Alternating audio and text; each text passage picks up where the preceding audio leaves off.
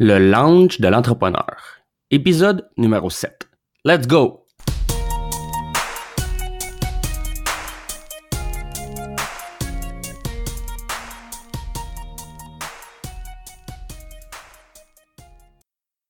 Bienvenue à tous à ce 7e épisode du Lounge de l'entrepreneur. Je m'appelle Jonathan Demers et je suis l'animateur de ce podcast. J'aurai le plaisir, mais surtout la chance, de m'entretenir avec des entrepreneurs d'expérience afin de discuter de leur parcours d'entrepreneur dans le but de vous motiver à faire comme eux et vous lancer en affaires. Aujourd'hui, comme invité, j'ai le plaisir de recevoir Frédéric Leduc. Frédéric est le PDG et cofondateur de la compagnie Immune Biosolutions, une entreprise en biotechnologie qui se spécialise dans les médicaments à base d'anticorps de poulet qui aident à combattre le cancer. Salut Frédéric, ça va bien? Oui, ça va très bien, toi? Oui, ça va très bien, merci. Merci de participer au Lounge. Ça fait plaisir. Tu veux bien nous parler un peu de toi, de ce que tu fais dans la vie et c'est quoi tes projets? Oui, bien sûr. Écoute, mon nom, c'est Frédéric Leduc. Je suis le PDG et le cofondateur d'une entreprise biotechnologique qui s'appelle Immune Biosolutions. Puis, pour résumer simplement ce que fait Immune Biosolutions, en fait, on est une compagnie qui fait de la découverte de médicaments. Puis, la façon qu'on fait nos médicaments, c'est à partir d'anticorps de poulet. Fait que c'est un peu original, mais ça offre plein d'avantages. Donc, en ce moment, on travaille sur 2 ou presque 3 médicaments sur le cancer. Donc, nos anticorps pourraient être injectés dans le futur à des patients et ça viendrait aider le système immunitaire à combattre ces fameuses cellules cancéreuses. Donc, c'est ce qu'on fait tous les jours. Ah, nice. Ça doit être intéressant. Je pense que ça doit être motivant de travailler quand tu sais que tu peux faire un changement dans le monde, là. Ah, écoute, je pense que c'est l'aspect la plus grande récompense qu'on a en tant qu'entrepreneur en sciences de la vie. C'est généralement, bon, il y en a des entrepreneurs qui font ça pour l'argent, mais je te dirais que la majorité des entrepreneurs en sciences de la vie le font parce qu'ils peuvent avoir un impact sur la santé des gens. Puis, particulièrement ces temps-ci, écoute, on a des projets assez avancés du côté du cancer. Puis là, dans notre entourage, de proche ou de loin, il y a des gens qui ont le cancer, qui ont des fois qui ont le cancer sur lequel on travaille. C'est extrêmement motivant. Il n'y a pas un matin où je me lève puis là, ça me tente pas vraiment. Non, ça arrive pas. Puis aussi, pour l'équipe au complet, on est tous alignés vers un but qui est assez loin dans le temps, mais qui pourrait avoir un impact tellement important sur la santé des gens. Fait que c'est vraiment facile de mettre les efforts supplémentaires. Ah, c'est clair. Ah, c'est le fun. Ça fait combien de temps que la compagnie, elle existe? En fait, Immune Biosolutions a été fondée en 2012. Fait que la paperasse administrative a été faite en mai 2012. Mais en fait, la compagnie, ça a pris quand même 1 an avant qu'on monte le plan d'affaires, qu'on aille chercher le financement, parce qu'une compagnie en sens de la vie, on part pas ça juste avec 2 ordinateurs puis dans le garage de nos parents. Ça prend des équipements spécialisés, ça prend des laboratoires aussi. Fait que c'est un peu plus complexe que la majorité des startups. Fait que ça nous a pris à peu près 1 an à monter les éléments, à monter un minimum de morceaux de puzzle. Puis finalement, ça fait à peu près 5 ans là, qu'on est en opération. OK, cool. Puis comment est venue l'idée de tout ça, de la compagnie? En fait, il faut que je commence par te présenter mes deux partenaires parce que ça fait partie de l'histoire. Ouais. Aucun problème. En fait, si on recule en 2010-2011, il y a une partie de l'histoire qui commence par ma propre vie. J'ai 2 enfants à ce moment-là. Je finis un doctorat en biochimie, donc j'étais aligné pour devenir un chercheur universitaire. Puis j'avais même des offres de postdoc, donc j'avais vraiment le chemin était tracé vers moi, vers cette direction-là pour moi.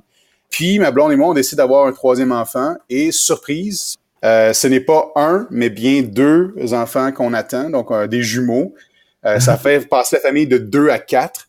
Juste pour mettre les auditeurs un peu dans le bain, quand on s'en va faire un postdoc après des études à l'université, bien souvent on s'exile dans un pays étranger pendant 2 à 5 ans pour aller chercher une expertise nouvelle qui n'existe pas au Québec ou au Canada, puis de revenir justement au Québec, au Canada avec cette nouvelle expertise-là. Okay, donc, partir à l'étranger pendant 4 à 5 ans avec 4 enfants, dont 2 jumeaux, c'était pas mal compliqué. Et à ce moment-là, il y a un nouveau programme à l'Université de Sherbrooke qui s'appelle l'ACET, Accélérateur de création d'entreprises technologiques, qui fait son apparition. Puis écoute, c'est génial comme principe. Au lieu de prendre les profs avec leurs innovations puis d'essayer d'en faire des entrepreneurs, ben, on prend les étudiants gradués, donc les étudiants en génie, les étudiants en maîtrise, au doctorat qui ont participé à l'innovation, puis on les entoure de mentors, on leur donne des cours de management. En fait, on complète leur formation pour les transformer en entrepreneurs. OK, Depuis 2011, je pense qu'il y a à peu près 60 entreprises qui ont été créées de cette façon-là, nice. dont je pense que le taux de survie est autour de 84%. Aïe, aïe. Fait que pour des startups en technologie, c'est vraiment une statistique incroyable. C'est clair. Ce programme-là commence, j'ai une idée de partir d'une entreprise qui était... Puis en fait, ça vient d'un besoin que j'avais comme étudiant. J'utilisais énormément d'outils de recherche, dont des anticorps. Puis juste encore une fois, pour un cours 101 d'anticorps, là, je suis sûr que le mot, vous l'avez déjà entendu. C'est une protéine que notre système immunitaire produit. La meilleure image que je peux donner, c'est comme un missile guidé. Donc, son but aux anticorps, c'est de reconnaître les corps étrangers, les bactéries, les virus, puis les arrêter, donc physiquement s'y attacher, puis les empêcher d'aller plus loin. Puis en même temps, ça sert de drapeau moléculaire. Donc, ça permet à notre système immunitaire de dire « Hey, il y a quelque chose d'étranger là, allons-y, allons détruire ce qui va pas. » Mais depuis 30-40 ans, les anticorps sont extrêmement utilisés parce qu'en fait, c'est comme des micro-détecteurs biologiques. Fait qu'on peut faire un paquet d'affaires, puis on s'en sert pour la recherche de façon énorme maintenant. Juste pour donner une idée, un test de grossesse, tu sais, le fameux plus là, qu'on voit, là, ou moins, tout dépendant de ce que vous voulez. En fait, c'est des billes de latex bleues ou roses qui ont été attachées à des anticorps qui, eux, reconnaissent l'hormone de grossesse. Fait que finalement, ce qu'on voit, c'est des anticorps colorés. Fait que on s'en sert dans les hôpitaux énormément. Puis, pour la recherche aussi. Puis, malheureusement, il n'y a pas 28 000 façons de faire des anticorps et souvent, on doit utiliser d'autres animaux, notamment la souris puis le lapin. Fait que finalement, c'est comme un vaccin. On va vacciner les animaux contre la protéine qu'on veut reconnaître ou l'hormone qu'on veut reconnaître dans le cas d'un test de grossesse. Puis, l'animal, lui, va dire « Hey, c'est pas à moi ». Puis là, il va réagir, il va créer des anticorps pour reconnaître ça. Fait que c'était pas parfait comme système, puis en tant qu'étudiant, on en a utilisé des centaines d'anticorps là, dans ma carrière, puis des fois, ils fonctionnent pas super bien, ils sont pas assez sensibles, ou ils reconnaissent plusieurs choses à la fois. Mais là, on s'est dit, moi et mes partenaires, qu'on pouvait faire mieux. Puis on avait une idée de faire des anticorps à partir d'oiseaux. Il y a des avantages scientifiques à partir des oiseaux, puis le plus simple là, à expliquer, c'est que, chez les mammifères, quand il y a une mère qui allaite, dans le lait maternel, il y a des anticorps. Fait que dans le fond, la mère peut transmettre sa défense naturelle à son enfant le temps que l'enfant, lui, développe son système immunitaire et soit capable de répondre. Chez les oiseaux, il y a pas d'allaitement, là, ça marche pas. En fait, ce qu'ils font, c'est qu'ils transfèrent les anticorps dans le jaune d'œuf. Nous, on s'est dit, c'est génial, on va pouvoir produire des anticorps à partir de jaune d'œuf. On maltraitera pas les animaux, on va les vacciner une fois, puis là, on va pouvoir récolter dans le jaune d'œuf une grande quantité d'anticorps. Ouais, c'est une bonne idée, ça. Mes deux partenaires. Puis, tu sais, quand le programme est apparu, je me suis dit, je vais pas partir d'une compagnie tout seul. Je pense que j'ai besoin d'avoir plus d'expertise, plus de talent que ça pour partir cette idée-là. Puis, je suis allé chercher deux partenaires, deux étudiants aussi au doctorat qui avaient fini ou qui étaient sur le point de finir. Qui étaient un peu des spécialistes en immunologie, qui est la science qui étudie le système immunitaire. Puis on a monté un plan d'affaires, on a été accepté au programme A7, puis depuis ce temps-là, on a parti l'entreprise. Ah, c'est nice, ça. As-tu des étudiants avec toi dans la même comme cohorte, si on veut? Non, en fait, ils étaient très loin, ils étaient même pas dans le même building que moi à l'université. Mais via les activités étudiantes, on s'était croisés à quelques reprises, on avait organisé des soirées ensemble, fait que je les connaissais, mais pas si bien que ça. C'était pas des amis, mais je veux dire qu'après 6 ans, ça rapproche 3 gars à vivre les une start-up. C'est clair. Mais non, c'est ça. Puis ce qui est le fun avec notre groupe de fondateurs, c'est qu'on a 3 personnalités totalement différentes. Fait que quand on a parti l'entreprise, bien qu'on était 3 scientifiques, fait qu'on avait des compétences assez pas qui étaient égales, mais dans différentes sphères de la science, mais nos personnalités ont comme guidé aussi nos rôles dans l'entreprise. Fait qu'on on s'est comme donné des rôles en fonction de ça. OK, cool. Toi, c'est quoi justement ton poste en tant que tel? Je me plais à dire que je suis la mascotte de l'entreprise. Je fais un peu plus que ça, mais en fait, beaucoup de ce que je fais, c'est justement, je m'occupe de ce genre d'événements-là. Fait que je communique, que ce soit avec des investisseurs potentiels, des investisseurs, des clients, des concours. Donc, c'est un peu moi qui est la voix ou le visage de l'entreprise. À l'interne, je te dirais que j'ai plus un rôle de vision. Fait que c'est moi qui assemble les morceaux pour en faire un projet à moyen long terme. Simon Gaudreau, qui est notre directeur scientifique, c'est un peu notre génie obscur de l'entreprise. C'est lui qui...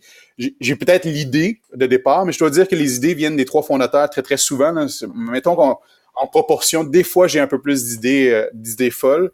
C'est Simon qui va trouver une façon de la réaliser. Puis Jean-François Larrivé, notre troisième partenaire. En fait, c'est le gars un peu plus terre-à-terre, c'est le gars d'opération, c'est le directeur des opérations. Lui, il va prendre nos idées folles, la façon que Simon a trouvé de les réaliser, puis il va les décomposer en actions, puis il va les traduire pour le reste de l'équipe pour que ça se fasse. Fait que c'est comme je te disais, là, c'est vraiment un bel assemblage de trois personnalités vraiment très différentes, mais une fois ensemble, ça crée une belle synergie. Non, c'est ça, vous complétez bien, c'est ça qui est le fun. Oui.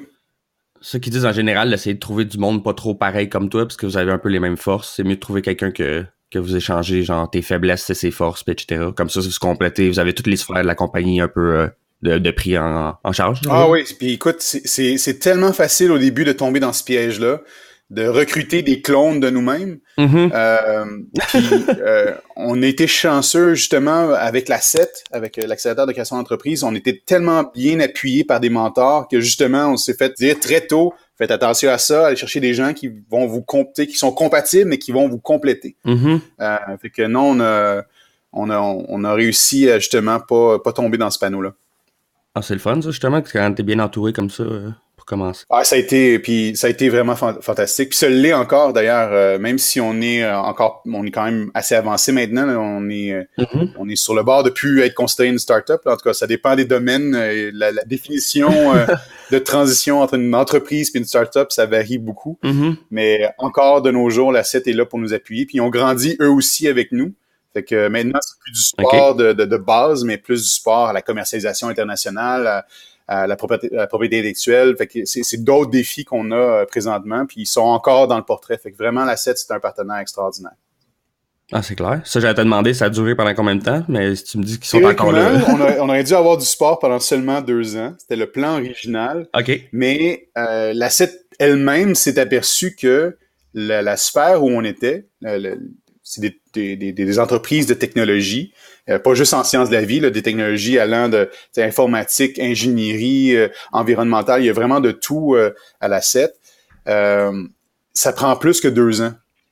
C'est très rare les entreprises qui sont capables de boucler un cycle de développement, de se rendre de 0 à une entreprise rentable à l'intérieur de 2 ans. Ben non, c'est clair. Eux aussi sont adaptés avec ce modèle-là. Puis, écoute, c'est gagnant-gagnant parce que souvent, on est des bons... on aide, on recrute. Des fois, on voit des belles entreprises qui auraient besoin de support ou des idées qu'on voit. Puis, on recommande l'asset très chaudement. Mais en même temps aussi, on sert de cobaye pour justement des nouveaux programmes d'aide. Fait que c'est vraiment une belle entente. Là. C'est vraiment une belle synergie qu'on crée avec l'asset. Ah, c'est cool. Tantôt, tu parlais justement des épreuves que vous avez passées à travers ensemble, les trois partenaires. Tu veux-tu nous raconter, ça serait quoi la pire épreuve que tu as eu à surmonter? Ben, écoute, je pense que j'en ai glissé un mot à plusieurs reprises. Une entreprise des sciences de la vie, là, ça prend des fois 10-15 ans avant de générer des revenus. Tu sais, quand on pense à la création d'un médicament, il faut le découvrir. Là, il faut l'améliorer en utilisant des tests dans le laboratoire. Après ça, il faut le tester chez les animaux parce qu'il n'y a pas un seul humain, ou même de façon réglementaire, là, c'est pas possible. Là, les humains se portent pas volontaires à essayer des nouveaux médicaments, du moins à une étape vraiment très précoce. Puis après ça, une fois qu'on a fait nos classes, puis on a vraiment montré que le futur médicament avait un potentiel de guérir une maladie, puis qu'il était pas, il y a pas de danger. Là, on va tester chez les humains, puis là, encore une fois, ça peut prendre 5 à 10 ans. Fait que le parcours de la découverte d'un médicament, c'est extrêmement long. OK, ouais. Et ça amène des gros défis pour une entreprise, surtout une entreprise partie par 3 gars qui venaient de finir leur doctorat. On n'avait pas de crédibilité, on n'avait pas de réseau, on avait peut-être on ne dit pas de crédibilité, on avait une crédibilité scientifique, mais du côté financement, du côté gestion d'entreprise, gestion d'équipe, il y avait très peu de ce côté-là. L'asset nous a certainement aidé, comme je l'ai dit, mais il y avait un énorme défi à créer une entreprise avec des buts très ambitieux, puis absolument aucune expérience apparente. Fait que ça nous est arrivé plusieurs fois dans l'entreprise d'avoir à lever du financement. Puis ça, c'est normal dans une entreprise en développement. Oh, ouais. Mais des fois, on est arrivé, puis on était à quelques mois de plus avoir une scène dans le compte en banque, puis se dire, OK, est-ce qu'on arrête là ou on continue? Puis tu sais, il y a une subtile différence entre la persévérance et l'obstination. Et je te dirais qu'il y a eu un moment charnière, peut-être à la fin de notre 2e année d'entreprise. On avait, en fait, faut dire aussi que notre entreprise, on a parti avec un modèle d'affaires qui n'est pas celui qu'on opère maintenant. Okay. Et en fait, c'est super simple à expliquer. On avait un modèle d'affaires qui était, si tu veux, de faire des produits de commodité pour la recherche, faire des outils de recherche. Puis avec les revenus générés par ces ventes-là de produits de recherche, c'était d'alimenter notre vrai but, qui était un but, si tu veux, de deuxième génération d'entreprise, qui était de faire la découverte du médicament. Oui, exactement. Mais comme tout bon premier plan d'affaires, puis même, écoute, on a gagné des prix avec ce plan d'affaires-là, fait qu'il devait être pas si mal que ça. Mais non, dans la réalité, il s'est pas accompli. Il y avait plein de choses qu'on n'avait pas vues. Il y a eu quelques changements aussi dans le monde des produits de recherche. Puis on s'est aperçu que, en fait, pour réussir notre plan d'affaires, il fallait beaucoup plus de talent et d'expérience en commercialisation, alors que nous, notre compétence, notre vraie compétence, c'est l'innovation. Fait qu'il y avait comme une espèce de décalage entre ce qu'on avait réellement besoin pour l'opérer, puis ce qui on était vraiment. Fait qu'à ce moment-là, à cette époque-là, on s'est dit, OK, on se donne encore 6 mois. Parce qu'à l'époque, quand on avait cette décision difficile à prendre, si on fermait les portes, on était break-even. Okay. On pouvait rembourser nos emprunts, puis fait que il y avait une décision, c'était une décision facile, puis on a décidé de se donner 6 mois de plus, puis on avait des idées on voulait tester certaines idées, puis tester certaines nouvelles formules. Puis à partir de ce moment-là, on a dit OK, on se donne 6 mois, puis on n'a plus jamais regardé derrière. Ça a été vraiment la bonne décision à prendre. Puis il y a eu des ajustements, des ajustements autant dans le plan d'affaires que dans l'équipe, que dans la façon de voir l'entreprise. Puis on était très chanceux dans notre parcours. On a eu droit à l'asset au tout début, mais on a eu droit à un groupe d'investisseurs qui croyaient en nous, qui croyaient au projet, qui nous ont appuyés durant tout le processus, qui nous appuient encore. Ça a été vraiment un grand changement dans l'entreprise d'avoir justement tout cet appui combiné. Fait que non, je veux dire que il y a des gens qui disent qu'on fait sa chance. Oui, c'est vrai, mais des fois, on rencontre par hasard quelqu'un qui peut faire toute la différence. Puis ça a été un peu notre histoire. On a eu des deux. On a fait notre chance, mais on était aussi très chanceux d'avoir sur notre parcours des gens extraordinaires. Non, c'est ça, vous êtes bien entouré, puis c'est le fun dans ce temps-là. T'es-tu une personne routinière, toi? Y a-tu quelque chose qu'il faut absolument que tu te fasses à chaque jour? Ouais, on voit souvent, écoute, on voit souvent dans les patrons des grands entrepreneurs des routines, des façons de faire. Puis là, il y a plein de versions, la version se lever tôt, puis de travailler ou de méditer ou de faire l'exercice très tôt le matin, ou il y en a que c'est le soir. Écoute, je pense que c'est une de mes grandes qualités, c'est que je m'adapte beaucoup. Puis je suis capable de vivre avec plusieurs situations. Je te dirais que j'ai pas besoin d'une routine. J'en ai une que je respecte généralement. Mais dans ma vie de tous les jours, il y a tellement de changements d'horaire, d'occasions, d'opportunités, d'événements, de déplacements, que c'est quasiment impossible d'avoir une routine. Non, c'est clair. Je peux te dire que j'ai une vie familiale assez occupée. Puis ma conjointe a un travail aussi qui l'occupe presque autant que moi. Fait qu'on est obligé de s'adapter à chaque semaine. Là, on doit faire un plan différent. Mais je te dirais que ma journée normale, ça ressemble à... Je commence à travailler vers 8h, 8h30. Je travaille jusqu'à 4h, 5h. Je m'occupe de ma famille jusqu'à 9h, puis je recommence à travailler peut-être pour un autre 2-3 heures. Okay. Fait que c'est à peu près ma routine habituelle. Mis à part que je bois du thé le matin, il n'y a pas grand-chose qui est très, très routinier dans ce que je fais. OK. Non, ben c'est bien parfait. Ça, justement, il y en a qui sont soit pas capables ou soit que leur emploi leur permet pas, justement, comme tu me disais, ça t'arrive de voyager, fait que c'est sûr que t'es pas toujours au même endroit, fait que c'est sûr que c'est un peu dur d'avoir une routine puis de faire, mettons, aller au gym quand t'es à un hôtel. Ouais, mais écoute, il y a d'autres façons de se créer une bulle de travail. Puis tu vois, moi, juste de mettre mes écouteurs sur mes oreilles, on dirait que ça crée une bulle de travail, ça me met dans le mood de travailler. Puis des fois, je mets même pas de musique, là, c'est juste de mettre quelque chose sur la tête. Ouais. C'est mon trigger de travail. Fait que tu sais, c'est ça. Chacun a des formules différentes.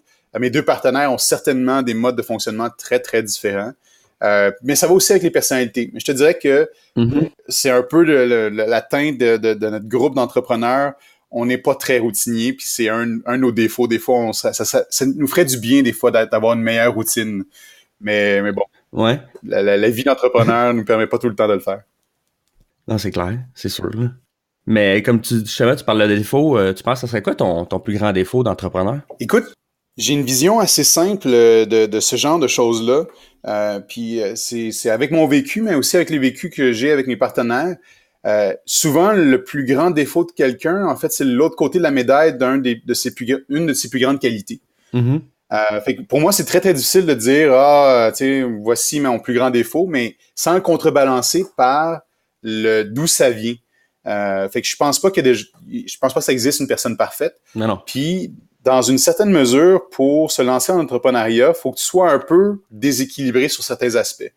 Quelqu'un qui est bon un peu à tout, je dis pas qu'il va pas réussir parce que contrairement à la pensée populaire là, que ça prend des gens extrêmes là, ou un certain type de personnalité pour devenir entrepreneur, moi je pense qu'il y a un spectre vraiment très large de possibilités pour devenir entrepreneur. On n'est pas tous des Steve Jobs, puis en fait j'espère que les entrepreneurs sont pas tous des Steve Jobs parce que certaines de ses qualités étaient extraordinaires, mais il y avait des énormes défauts. Mm-hmm. Dans mon cas, je te dirais que une de mes plus grandes forces, c'est d'assembler des morceaux qui vont pas normalement ensemble. Okay. Ça fait un peu partie de mon schème très créatif. Et ça amène le défaut d'être des fois d'avoir pas un niveau d'organisation très élevé. Peut-être que je suis très organisé dans ma tête, mais des fois, ça se traduit pas tout le temps dans des actions concrètes ou à une structure très organisée. Fait que je te dirais que c'est un peu ces deux penchants-là que j'essaie de mieux équilibrer. Puis du côté créatif, c'est justement en sciences de la vie, puis même en technologie en général, t'as beau être hyper créatif puis de faire une invention incroyable, ça peut être intellectuellement extrêmement séduisant, mais tu sais, on n'a pas besoin d'une lampe de poche solaire. Ça sert à rien. Ça peut être une technologie extraordinaire, mais ça n'a aucune utilité. Ah, c'est ça. Fait que je te dirais que notre groupe d'entrepreneurs, on a développé justement... On a réduit justement les extrêmes de créativité, puis on a vraiment un mindset très, très appliqué.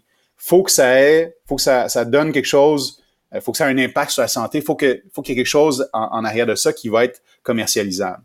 Fait qu'on s'est beaucoup amélioré en tant que groupe de fondateurs, justement, à se donner les meilleurs outils, puis toujours avoir cette pensée-là, de dire, c'est beau, scientifiquement, c'est extraordinaire, ça donne-tu quelque chose? Est-ce que ça peut générer des revenus? Est-ce que ça va avoir un impact?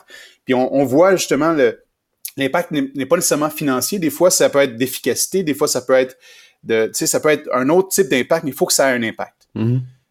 Donc, pour nous, c'est ça, la créativité, oui, mais dans un cadre qui est plus organisé que ce qu'on était au tout début. Puis de l'autre côté, ma faiblesse d'organisation, j'aime pas te dire que c'est une faiblesse d'organisation, mais ma souplesse d'organisation, ben on essaie de la compenser en utilisant, tu sais, on est des scientifiques, normalement on suit des protocoles quand on fait des expériences scientifiques, ben justement on s'est créé des protocoles, on a des outils de suivi de projets, quand on a une nouvelle idée, ben on a des outils justement pour valider l'idée avec des questions simples auxquelles répondre. Fait qu'on on s'organise de plus en plus. Mais à mesure que l'entreprise grandit, je pense que l'autre chose qu'on essaie d'éviter de faire, c'est d'être des jack of all trades, d'être des hommes à tout faire, des hommes et des femmes à tout faire, puis de justement se spécialiser là où on peut apporter le plus de valeur. Des fois, ça, c'est pas facile, parce que justement, on avait tendance au début, c'était une de nos forces, de pouvoir faire un peu de tout, mais ça peut devenir un plus gros défaut là, avec la croissance de l'entreprise. Non, c'est sûr, faut pas trop tout t'éparpiller les proches de nos Non, pays. exactement. T'essaies de te concentrer plus dans ce qui importe le plus, Ouais. au fond. Vous avez combien d'employés? Elle est grosse comment l'entreprise? En ce moment, on est 15. OK. Mais je te dirais que d'ici la fin de l'année, ça se peut qu'on soit plus. On a quelques projets qui s'en viennent, des collaborations qui se concrétisent, qui vont faire que on va devoir augmenter l'équipe. Mais pour nous, c'est une belle grandeur, là. Entre 15 et 30, là, ça va être notre sweet spot présentement. Ça veut pas dire qu'on va pas grossir plus grand, mais on est à l'aise, on a l'espace aussi physique. Ça aussi, ça a été un de nos défis d'entreprise dans les 2 dernières années. On était très chanceux. On était hébergés à l'Université de Sherbrooke pendant très longtemps, ce qui était génial. Ça nous a permis de faire nos classes puis de grandir. Là, on a déménagé depuis l'été dernier dans un nouveau building à Sherbrooke qui héberge les entreprises des sciences de la vie. Fait qu'on a de l'espace supplémentaire pour grandir. Fait qu'on a, c'est ça, on est à peu près une quinzaine de personnes, puis probablement une vingtaine d'ici la fin de l'année. OK, cool. Ah, c'est le fun. Ça doit être motivant justement de voir que la compagnie grandit. Oui, puis nous aussi, on est parti de 3 scientifiques, puis on est devenus 3 entrepreneurs.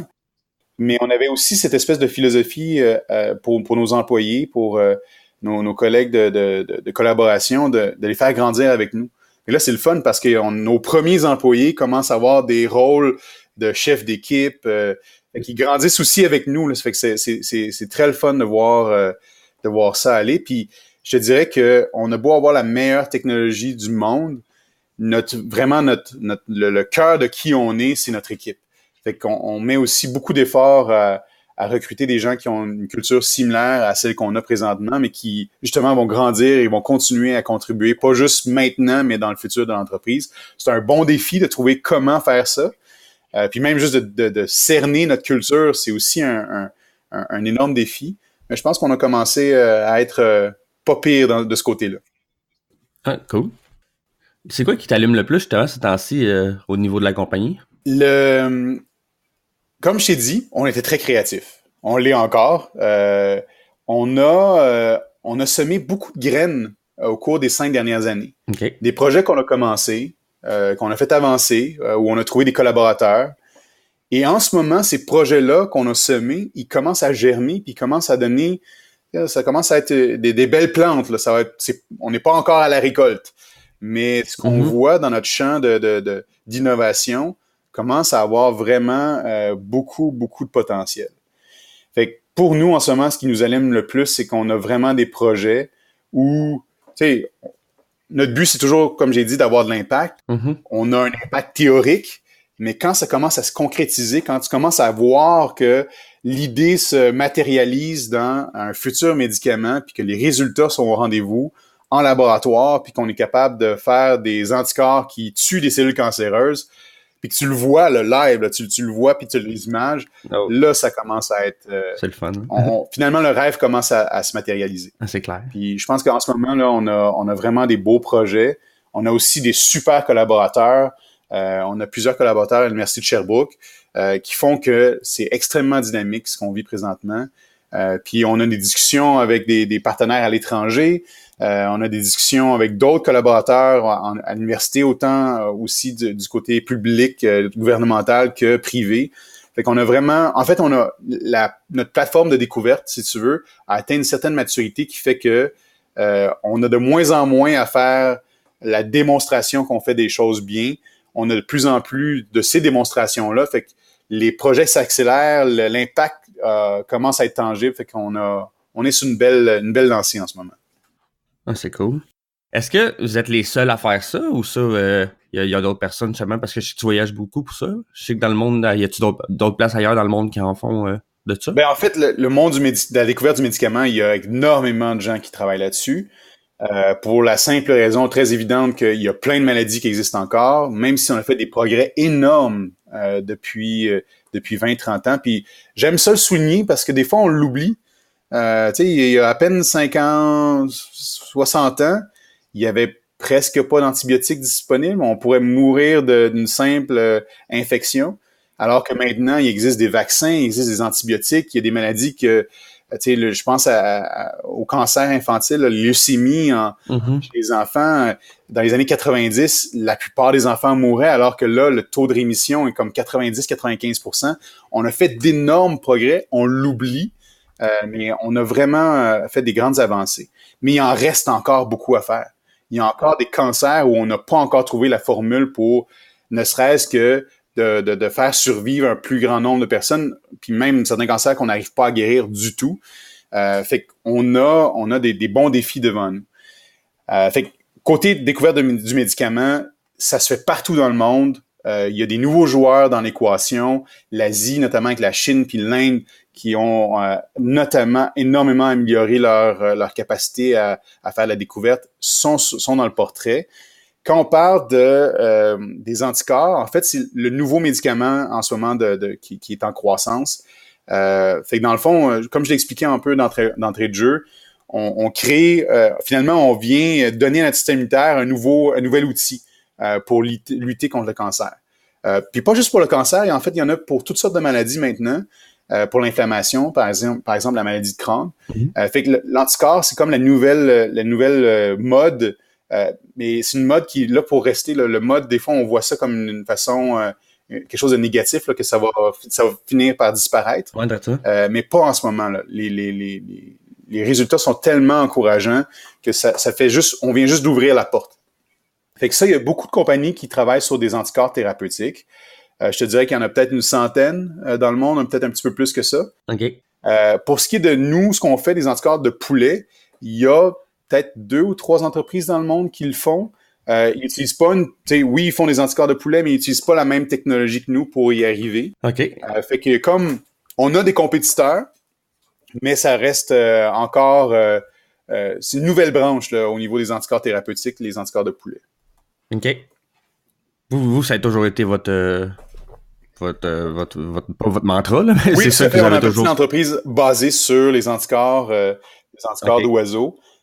Puis on a, au cours des 5 dernières années, on a ajouté toutes sortes de technologies sur notre plateforme pour justement être en mesure de bien adresser les défis de créer un médicament, de le créer pour qu'il soit plus efficace, puis de le créer de façon plus rapide pour que justement le temps, au lieu de prendre 15 ans, 20 ans, de réduire le maximum de temps pour arriver à un médicament le plus rapidement possible. Puis ça a l'air simple dit comme ça, là, mais c'est pas si simple que ça. Là. Il y a c'est un domaine qui est extrêmement standardisé pour des raisons évidentes. On veut pas, il y a aucun humain auquel on devrait administrer un médicament qui a un danger inhérent.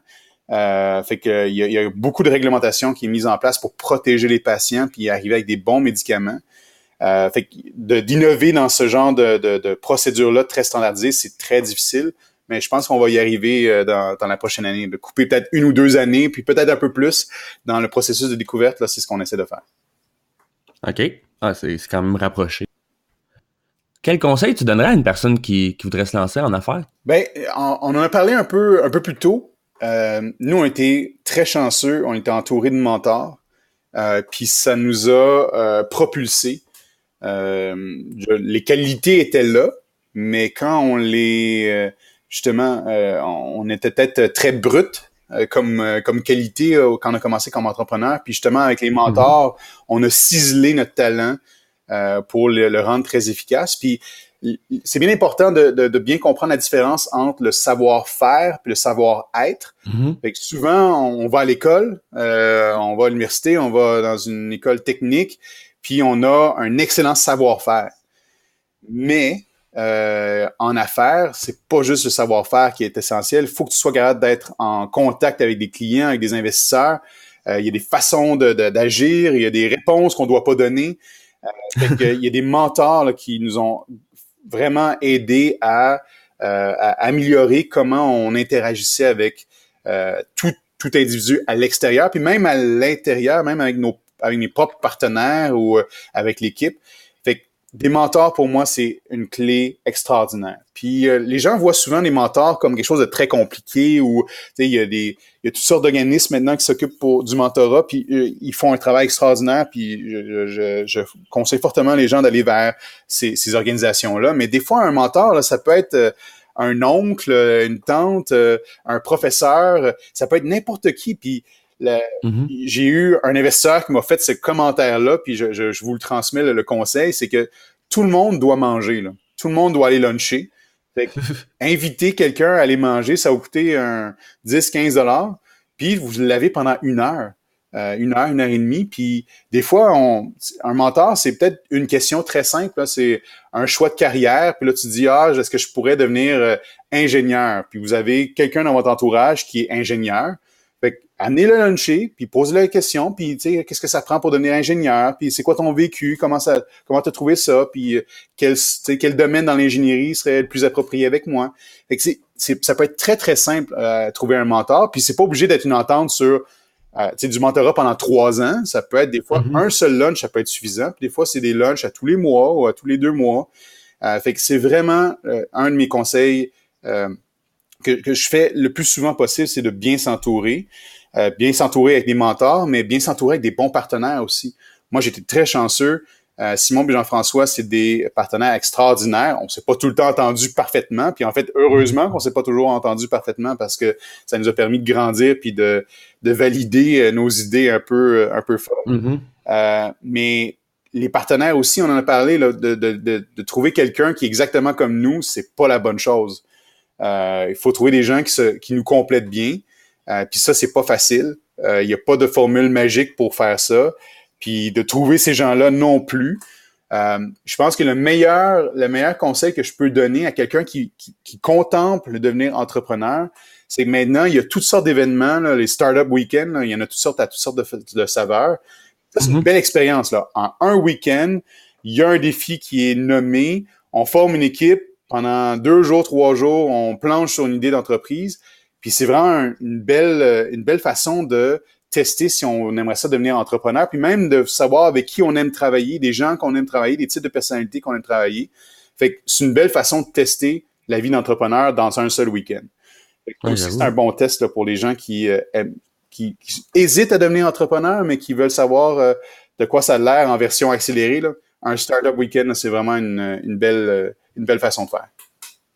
J'avais pas pensé à ça, les startup week-ends, pour vrai. Ben, j'avais même jamais vraiment entendu ça, là, je t'avoue. Là. Je sais que comme là, justement, dernièrement, j'en ai entendu parler pour les jeux vidéo. Là. Il y a une genre de compétition comme ça, là, ça donne une fin de semaine, puis il faut que tu crées un jeu. Là. Ouais. Mais je savais pas que ça existait pour les startups. C'est le fun, pareil. Écoute, il y en a maintenant pour tout, là. Il y en a pour du côté des sciences de la vie, puis même dans les sciences de la vie, ça peut être plus large que juste les sciences de la vie. Là. C'est dans la santé digitale, il y en a pour des médicaments, pour des idées technologiques, il y en a en ingénierie. Écoute, il y en a de toutes sortes maintenant. Écoute, dernièrement, il y en a même un week-end sur l'aquaculture, là, pour te dire à quel point il y en a de toutes les sortes. OK. L'aquaculture étant l'élevage de poissons là, ou de crevettes. Ah, OK. En milieu restreint.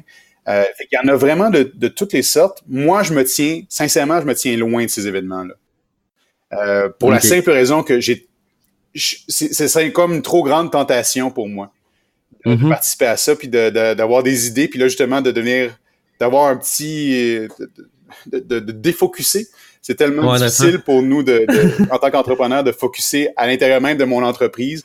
Je veux pas plus d'idées, j'en ai déjà assez. Fait que c'est clair. Mais pour quelqu'un qui veut commencer, qui veut tester cette expérience-là, là, littéralement là, c'est vraiment la meilleure porte d'entrée. Ouais, c'est cool. J'avoue que c'est une très bonne idée. T'es-tu une personne qui aime lire en général? J'ai une réponse j'ai une réponse en 2 temps. Non, je n'aime pas lire. Okay.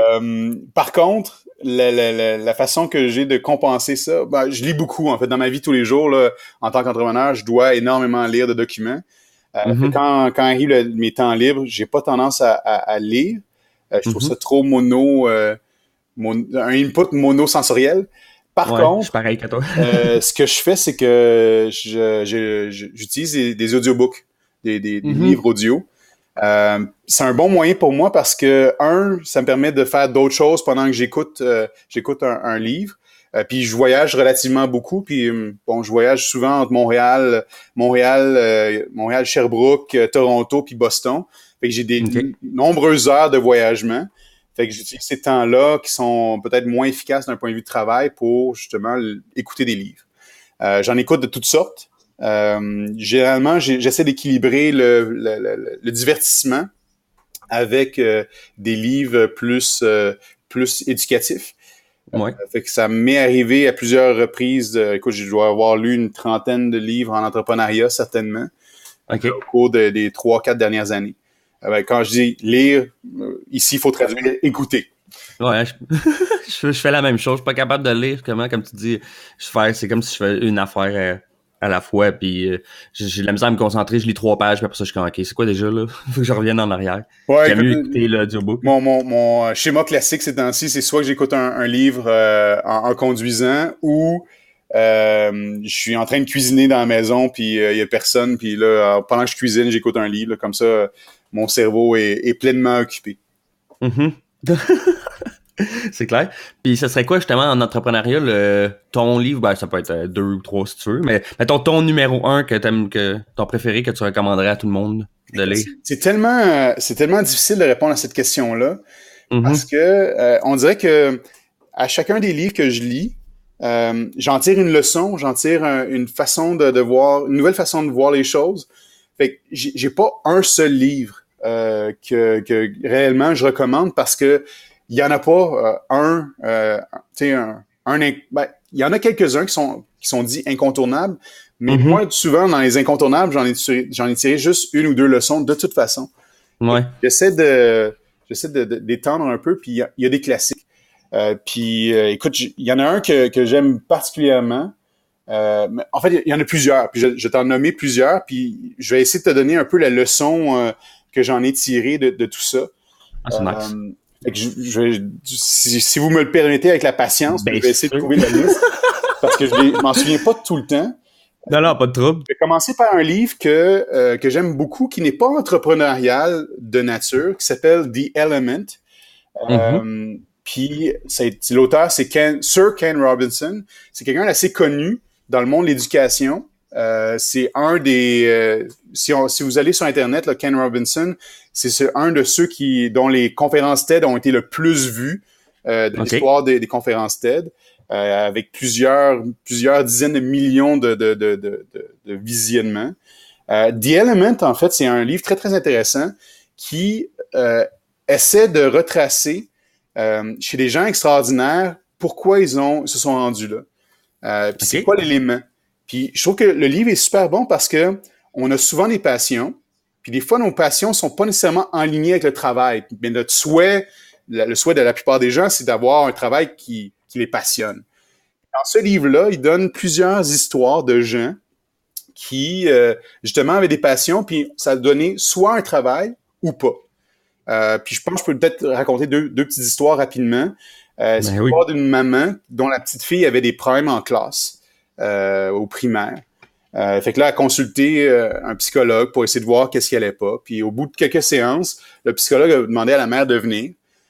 Puis là, il rentre dans la salle, puis là, la petite fille est là. Puis là, le psychologue dit demande à la petite fille, est-ce que tu me permets de sortir avec ta mère? Fait que là, il part de la musique, puis là, il s'en va avec la mère à l'extérieur. Puis là, la mère attend à l'extérieur, puis le psy bouge pas. Puis là, il attend. Puis là, la mère dit, OK, mais qu'est-ce qu'on fait ici? Puis là, elle dit, regardez. Puis là, il regardait par la fenêtre de la porte, puis la petite fille était en train de danser. Fait que l'histoire est super séduisante parce que cette petite fille-là, son mode d'apprentissage était en mouvement. C'est devenu une danseuse extraordinaire, mais en fait, c'est devenu aussi la chorégraphe de Cats. Elle a une carrière extraordinaire, mais l'élément pour elle, c'était il faut apprendre en mouvement. C'est pas quelqu'un qui restait en place à l'école, ça marchait pas comme ça. Fait que ça, c'est un élément. Je pense que le livre parle aussi d'un des créateurs des Simpsons qui, sa passion, c'est la musique. C'est pas les Simpsons pantoute.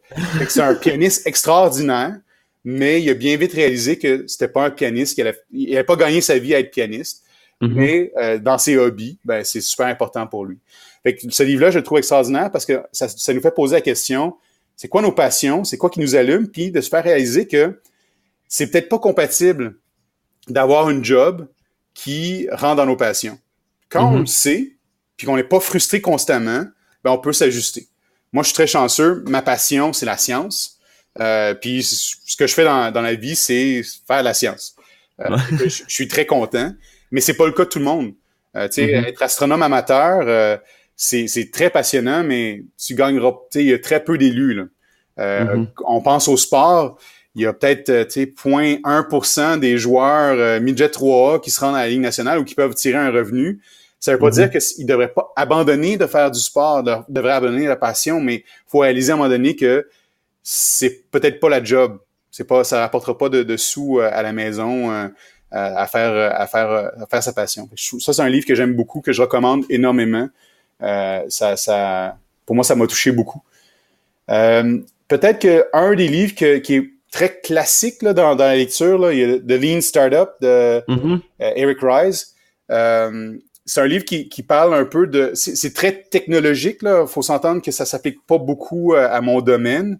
Des dizaines d'années avant de se concrétiser, mais l'esprit de ce livre-là, c'est ce qu'on appelle le quick fail. Donc, de se mettre de créer un produit ou le résultat de l'entreprise, c'est de créer un prototype puis de deviner ou d'établir c'est quoi les caractéristiques minimales qu'il devrait avoir, puis de le tester avec des clients potentiels. Puis justement, après ça, de l'ajuster en fonction de ça, parce que souvent, les entrepreneurs, ils ont une vision du produit parfait, puis ça va prendre peut-être des années avant de se rendre là, puis ils ont peur de le mettre en jeu avant qu'il soit parfait. Avec le principe du livre, c'est non. Créez la version minimale de ce que vous pensez qui devrait être là, puis testez-le, puis améliorez-le, parce que des fois, on réalise que finalement, ce qu'on avait en tête, le plan ultime, c'est peut-être pas bon. Fait que ça nous permet de le tester plus rapidement. Non, exactement. Le Lean Startup, là, c'est vraiment un incontournable. Il y a tous les livres avec de Seth Godin, qui est un dieu du marketing, que je recommande énormément. Ils sont pas tous égaux, mais il y a toujours une belle leçon à tirer. Là. Bon, j'ai pas les titres en français, là, mais il y a le Linchpin, le Purple Cow. C'est tous des livres avec toujours des histoires intéressantes, puis c'est une lecture autant divertissante que instructive. OK. Il y a un livre qui est spécial pour moi, puis je dis d'avance, je n'ai pas appliqué ce qu'il y a dans le livre. Okay. C'est le livre de Tim Ferriss qui s'appelle The 4-Hour Work Week, la semaine de 4 heures. C'est un livre super intéressant parce que le principe de M. Ferriss, c'est de créer des entreprises qui s'autogèrent eux-mêmes, puis de mettre des barrières très claires. Puis je reçois des centaines de courriels par jour. Là. Clairement, ce livre-là explique que tu devrais seulement être disponible un nombre d'heures minimal, maximal pendant la journée, puis que la réponse, elle va attendre s'il n'est pas urgente. Fait qu'il y a plein de principes dans ce livre-là qui sont extraordinaires, pas juste dans la vie professionnelle, mais dans la vie personnelle, où des fois on s'empête dans des choses qui sont pas utiles, puis qu'on doit répondre absolument, puis qu'on doit pas. Fait qu'il y a plein de petits conseils qui sont donnés dans ce livre-là que je recommande à tous pour finalement réajuster nos priorités dans la vie professionnelle ou la vie personnelle. Puis je donne un exemple, puis c'est un exemple semi-personnel, mais il y a beaucoup de familles pour lesquelles les tâches ménagères sont source de problématiques entre les deux membres du couple ou avec le reste des enfants. Puis souvent, ça empoisonne la vie. Puis là, tu sais, dans ce livre-là, ça dit un peu, tu sais, c'est quoi mon taux horaire? Est-ce que de faire le ménage, ça équivaut à mon taux horaire ou, tu sais, 1 heure de plus par semaine à consacrer à ma famille, à mes enfants, à mes loisirs, est-ce que ça vaut le montant que je vais donner à une personne qui va s'occuper du ménage? Fait que c'est un peu ce genre de réflexion-là que le livre amène. Puis je donne pas la réponse, chacun peut répondre ce qu'ils veulent, mais très clairement, moi j'ai une vie professionnelle occupée, ma blonde a une vie professionnelle occupée, puis mes gars sont dans le sport, ce qui fait que il me reste très peu de temps de loisir. En effet, on a choisi d'aller vers une solution comme ça. Fait que c'est un bon petit livre. Il existe des versions abrégées. Lui-même est très efficace comme livre. Là, c'est vraiment très le fun. Là. Fait que je le conseille à beaucoup de monde. Je l'ai bien aimé. Dans les livres un peu d'histoire d'entreprise, j'en ai 2 qui ressortent. Il y a le livre qui s'appelle Delivering Happiness. C'est le livre de la compagnie Zappos, qui est très intéressant. Zappos, c'est une compagnie principalement en ligne là, pour la vente de souliers, qui a été acheté finalement, je pense, par Amazon. En fait, pas acheté. Il a fusionné avec Amazon. Ça, c'est très important. C'est super intéressant. C'est l'histoire de cette compagnie-là.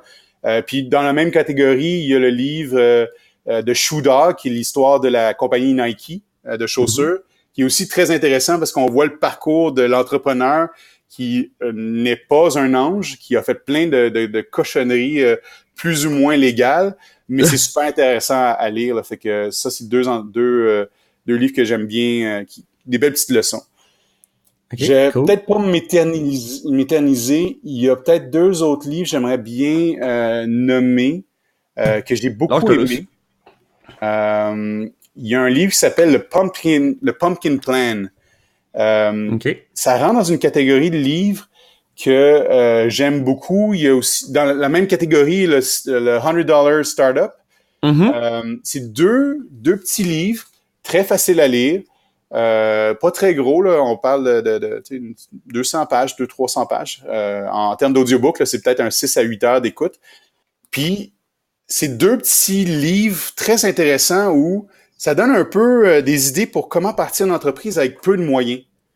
Puis de comment vivre la croissance d'une petite entreprise, puis de comment, de bien faire le plan. Est-ce que moi, je veux avoir une multinationale? C'est ça mon but? Ou d'avoir une micro-entreprise avec 2-3 employés, c'est plus ça que je veux. Fait que c'est 2 petits livres qui vraiment, qui sont vraiment bien pour ça. Puis le Pumpkin Plan, je l'adore. Là, non seulement l'auteur est très drôle, c'est très divertissant lire ce livre-là, mais en plus de ça, je trouve qu'il y a des bons conseils là, facilement qui sont bien expliqués.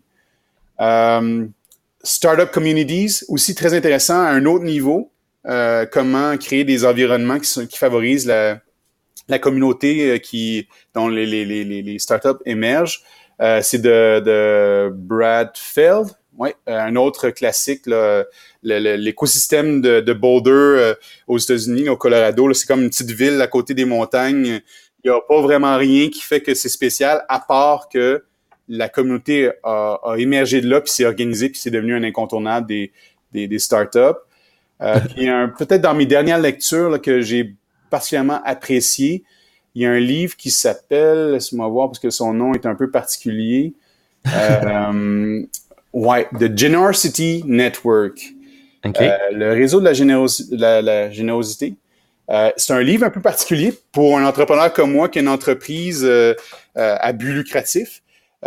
C'est un livre qui finalement dresse une nouvelle façon de faire au niveau des fondations puis des OBNL sur comment créer un réseau de gens qui vont finalement faire des dons dans ces entreprises-là. Puis ça redresse un peu de toujours être en mode quête, mais plutôt de transformer cette interaction-là entre une fondation puis les donateurs, plutôt comme une relation à double sens.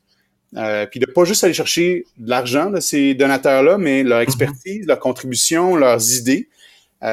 Puis les conseils qui sont donnés là-dedans sont excellents pour gérer des investisseurs en général, des gens qui ont des moyens, des réseaux, puis de les convertir à une idée. Fait que c'est vraiment un livre qui m'a vraiment inspiré d'améliorer ma façon de gérer mes propres investisseurs puis des investisseurs futurs sur comment aborder la relation pas d'égal à égal, mais vraiment de créer une relation qui va dans les 2 sens, pas juste dans un sens. Non, c'est ça. C'est un super livre. C'est un peu plus... Non, c'est quand même pas si long que ça. C'est à peu près 300-400 pages, là, mais c'est une bonne lecture là, pour un peu en marge de l'entrepreneuriat. Mais quand on parle d'entrepreneuriat social, je pense que c'est vraiment un incontournable. C'est vraiment un bon petit livre. Puis dans une autre catégorie, peut-être un peu moins entrepreneuriale, il y a un livre dernièrement qui m'a été conseillé par quelqu'un de très expérimenté en sciences de la vie, qui s'appelle The Art of Thinking Clearly. C'est un livre qui est assez intéressant, qui finalement fait une liste de tous les pièges qu'on fait, que notre cerveau fait. On est un très mauvais juge. Il y a certaines choses pour lesquelles on est très, très mauvais à évaluer, puis il y a une raison évolutive, là. On a tendance à faire des raccourcis parce que, historiquement parlant, tu sais, ça a peut-être bénéficié notre survie d'espèce, mais que maintenant, dans un monde extrêmement rationnel, où il y a des décisions à faire qui ne devraient pas être émotionnelles, mais que justement elles le sont, mais c'est un peu un livre qui décompose ces aberrations qu'on fait tous les jours. Puis c'est pas juste pour côté affaires, là, c'est vraiment at large, là, vraiment dans la vie de tous les jours, là, on fait des approximations, puis les préjugés rentrent là-dedans. Fait que c'est un super livre pour justement se décomposer. Puis je vous laisse avec un dernier que je suis en train de lire présentement, que j'aime beaucoup pour l'instant, mais j'ai pas encore fini.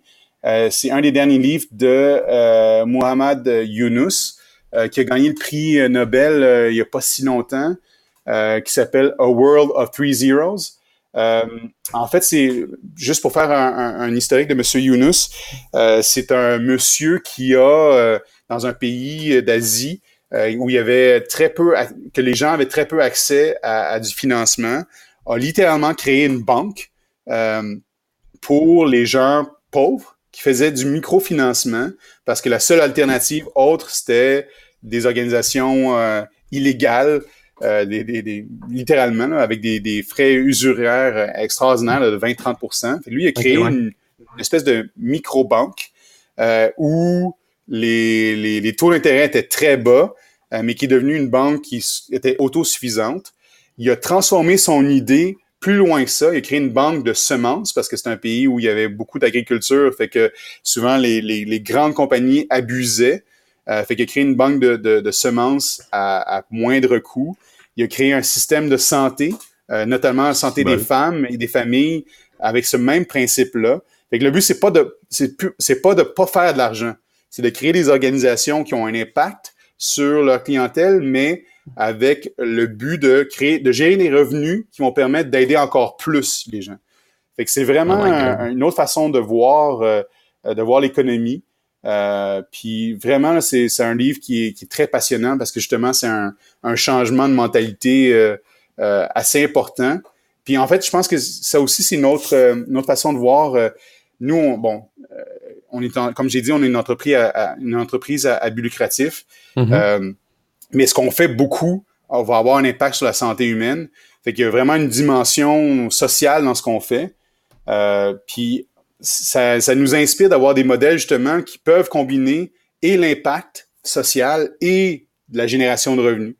Fait que pour nous, c'est très inspirant de voir d'autres façons de faire ailleurs dans le monde, mais qu'on voit aussi plus localement. Ah, c'est vraiment intéressant. En finissant, voudrais-tu nous parler de ce serait quoi ton plus grand rêve en dehors de l'entrepreneuriat? C'est sûr que j'ai une petite idée par rapport, d'après moi, ça a rapport aux maladies, mais on sait pas, peut-être. Ben écoute, c'est sûr que ça hante de façon permanente mon cerveau. Je vois toujours le monde en fonction de deux choses. L'identification de problèmes, puis qu'est-ce qu'on peut faire pour résoudre ce problème-là. C'est sûr que c'est très général, puis ça peut s'appliquer à plein d'autres choses.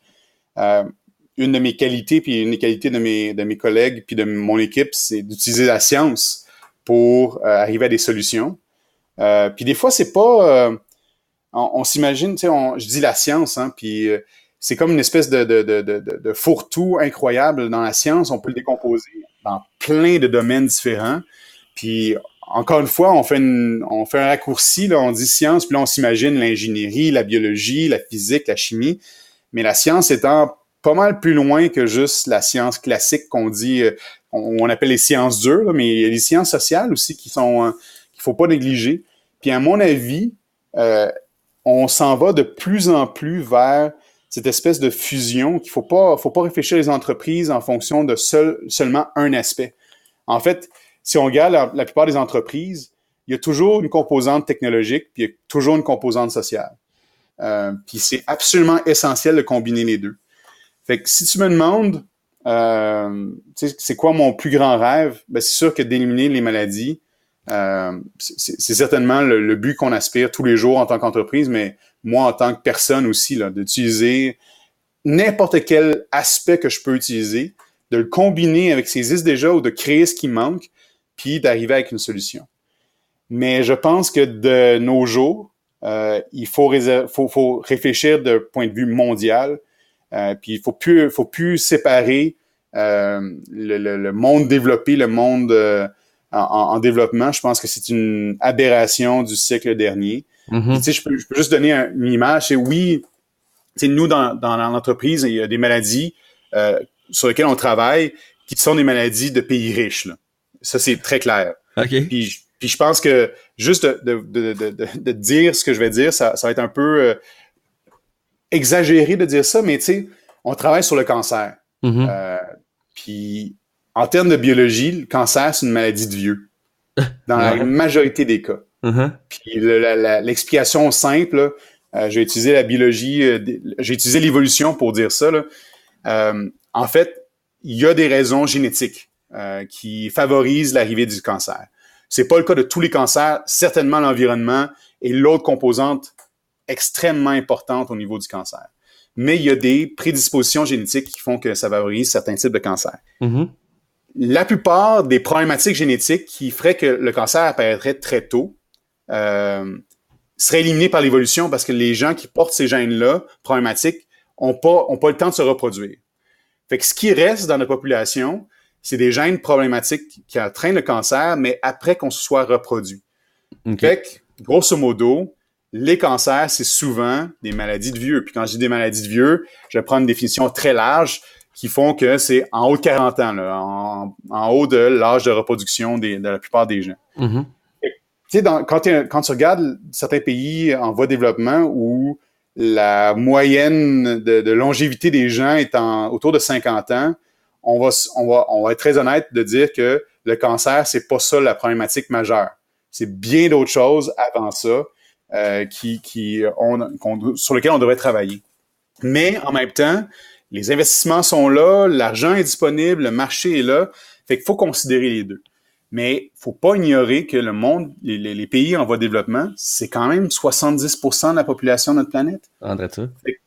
Pour nous, en tant qu'entreprise, puis moi en tant que scientifique, puis je pense que ça traduit bien un peu l'esprit des scientifiques en général. Nous, un problème, c'est un problème, puis l'impact qu'on peut avoir, plus l'impact est grand, mieux c'est. Mm-hmm. Fait qu'on a des projets pour les maladies de pays industrialisés, oui, mais on a aussi des projets pour des pays en voie de développement. Et pour nous, ça, c'est très important de combiner les deux, puis on voit pas de contradiction à faire les deux. Au contraire. Non, c'est clair. On a une super équipe de découverte, on a une super plateforme de découverte. Pourquoi pas l'appliquer à plusieurs marchés? Il y a des défis financiers, des défis de chaîne d'approvisionnement qui sont très, très différents. Mais pour moi, là, justement, de réduire, tu sais, si tu parles de rêve, là, de réduire justement cette distance-là entre les besoins des pays industrialisés et les pays en voie de développement, ça serait vraiment ça. C'est de réduire ça puis d'arriver avec un mode ou un moment dans l'histoire de l'humanité où tous les humains vont être considérés dans l'équation, pas juste ceux qui ont plus d'argent à dépenser. Non, c'est clair. Hey, c'est beau, ça. Mais en tout cas, je te souhaite bonne chance avec ce projet-là. C'est vraiment, sérieux, c'est vraiment intéressant, votre compagnie. Puis justement, comme on parlait en début, si vous faites vraiment un changement, puis tu sais, t'as pas l'impression de travailler dans non, puis écoute, peut-être la dernière chose que je pourrais ajouter, c'est que, tu sais, notre philosophie en tant qu'entreprise, justement, c'est de combiner plusieurs disciplines de la science. On combine de la biologie, c'est ce qu'on fait, là, notre spécialité, c'est la biologie, mais on ajoute, on ajoute toutes sortes de choses allant de la chimie, de la physique, de l'ingénierie. On utilise une imprimante 3D. Ça n'a rien à voir avec ce qu'on fait, mais on en a besoin. On pense que l'innovation, c'est à la croisée des chemins des expertises. Mais c'est pas facile. Tu sais, un chimiste puis un biologiste, ça n'a pas le même jargon, ça n'a pas la même façon de réfléchir, ça n'a pas...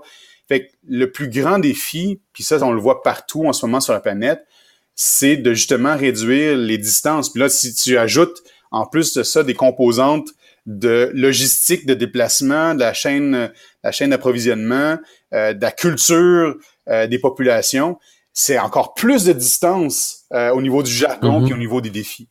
Fait que on a beaucoup de progrès à faire. Je pense qu'en ce moment, les progrès dans les télécommunications, dans les applications, dans le déploiement des réseaux sans fil, ça aide à réduire justement ces distances-là qui sont culturelles ou technologiques. Mais veux pas, mis à part l'aspect multidisciplinaire de ce qu'on doit faire dans l'avenir, l'éducation, c'est la clé de tout ça. Puis ça, peut-être que je devrais revenir à mon rêve, là, mais si on pouvait augmenter l'éducation générale de tous les humains et particulièrement l'éducation en sciences, ça viendrait résoudre un paquet de problématiques. Puis ça, c'est un défi vraiment là énorme de travailler sur l'éducation parce que même ici au Québec, il y en a des défis d'éducation.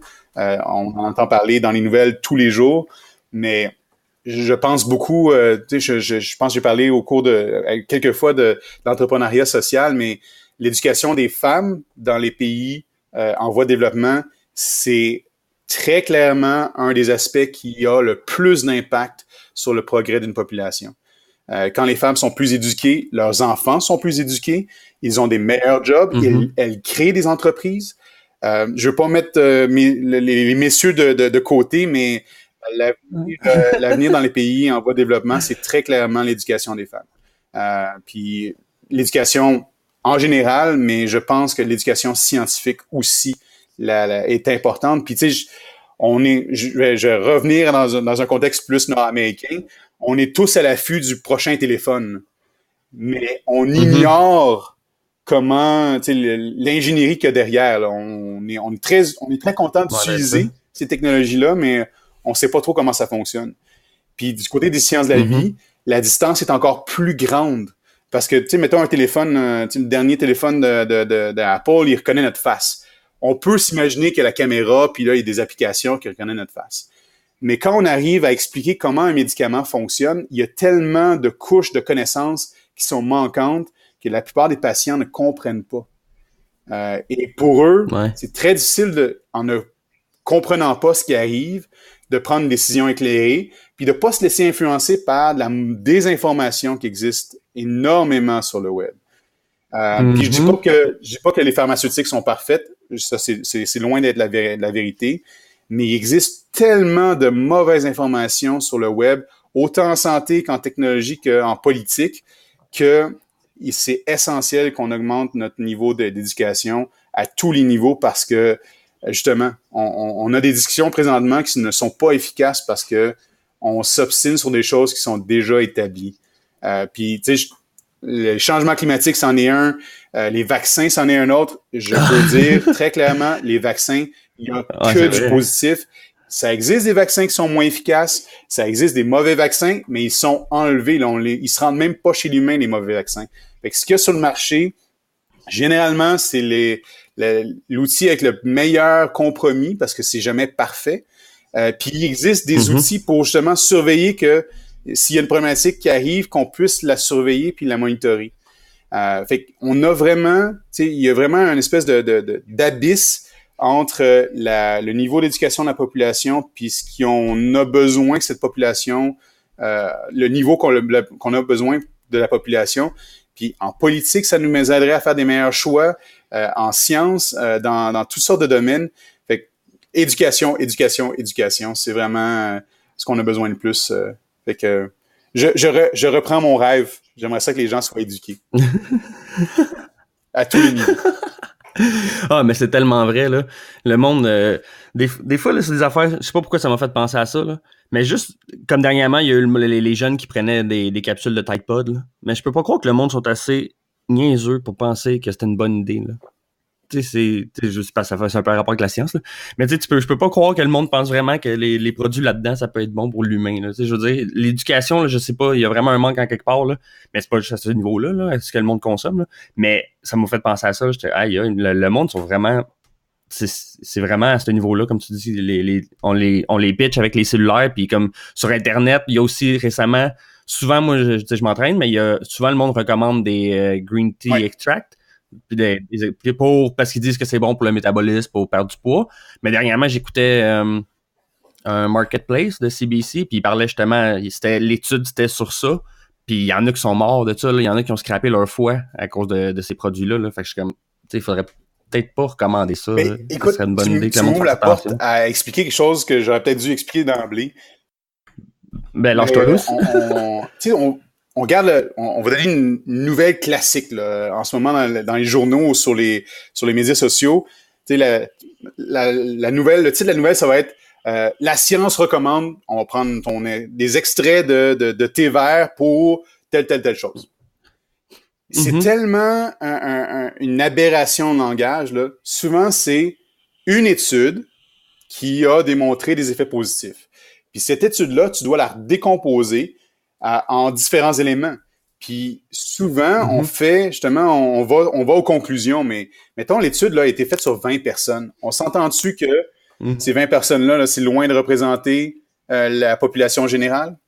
Non, c'est ça. Fait que fait que souvent on saute trop facilement en conclusion. Puis on parlait tout à l'heure qu'on a du livre Thinking Clearly là, qu'on saute. Notre cerveau est comme programmé pour prendre des conclusions trop hâtives. Là. Donc, ça c'est lié à plus tôt dans l'humanité, si on voyait au fond du terrain une ombre qui ressemblait à un tigre, ben on allait se cacher. C'était plus facile de faire ça que de se demander si c'était vraiment un tigre. Ouais, c'est clair. Mais c'est un peu ça, là. Fait que là, on a une nouvelle qui dit, les extraits de thé vert, c'est génial. Puis là, ça donne que j'adore le thé vert. Là, ça me flatte dans ce que j'aime. Fait que là, on prend la nouvelle telle quelle. Mais quand on regarde en détail, c'est une étude. Il y a peut-être pas assez de patients. Elle a peut-être été mal faite. Elle a peut-être été faite un type d'extrait vert, puis c'est pas celui que tu prends ou qui est disponible sur le marché. C'est peut-être pas la même concentration, c'est peut-être pas la même quantité, c'est peut-être pas le même dosage. Fait qu'il faut comprendre que la science, c'est toujours en progression. Ça veut pas dire que ce qu'on a fait dans le passé est pas vrai. C'est qu'on accumule les études pour arriver à une meilleure conclusion au fur et à mesure. Puis il y a des choses qu'on savait pas avant, qu'on sait maintenant. Fait que c'est tout le temps en évolution. Puis les gens ont l'impression que c'est parce qu'on c'est en évolution que c'est jamais bon. Non, c'est pas que c'est jamais bon, c'est que justement, les scientifiques se sont donné un système qui fait que on peut se tromper. En fait, on fait des conclusions sur ce qu'on a fait. Fait que l'étude a étudié 20 patients avec tel dosage, ça a donné tel résultat. Mais dans le big picture, il y a peut-être 5, 10, 15, 20 autres études qui ont été là. Puis là, souvent, il y a des analyses des autres études qui combinent tous ces résultats-là, qui arrivent à des conclusions. Puis ces conclusions peuvent contredire certaines études ou peuvent aller dans le même sens ou annuler. Tu sais, ça va dans toutes les directions. Fait que le but de la science, c'est de se rapprocher de la vérité. Des fois, on l'atteint, puis des fois, les études deviennent on finit par dire, oui, finalement, ça fonctionne comme ça. T'sais, finalement, la Terre est ronde, puis elle tourne autour du Soleil. Il n'y a plus d'autres études qui se posent la question là-dessus. On a suffisamment de preuves et de résultats pour dire que ça va dans ce sens-là. Mais en santé, c'est comme si l'équation est tellement complexe, il y a tellement de variables que c'est très, très difficile d'arriver avec des conclusions très simples et directes.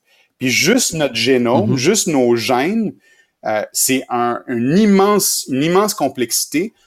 Notre environnement, c'en est un autre paramètre très difficile à contrôler. Puis si tu rajoutes là-dedans où tu vis, des fois, ça fait une différence. Là. Puis ça rentre dans l'environnement, là, mais ton état émotionnel, ça rentre dans l'équation. Fait que c'est très difficile d'arriver avec des conclusions avec autant de possibilités de paramètres. Tu sais, des fois, là, on va prendre la loto comme exemple. La loto, là, mettons la 649, tu as 49 chiffres que tu peux choisir. Puis il y en a 6 chiffres là-dedans qui vont être choisis. Les paramètres sont assez simples. D'arriver à la combinaison exacte de la loto, c'est une chance sur je sais pas combien de milliards. Dans le corps humain, il y a 25 000 gènes. Il y a, tu manges tous les jours. Tu vis à un endroit, il y a les saisons, il y a ton état émotionnel. Écoute, les paramètres, c'est pas le 649, c'est le 8 milliards de paramètres.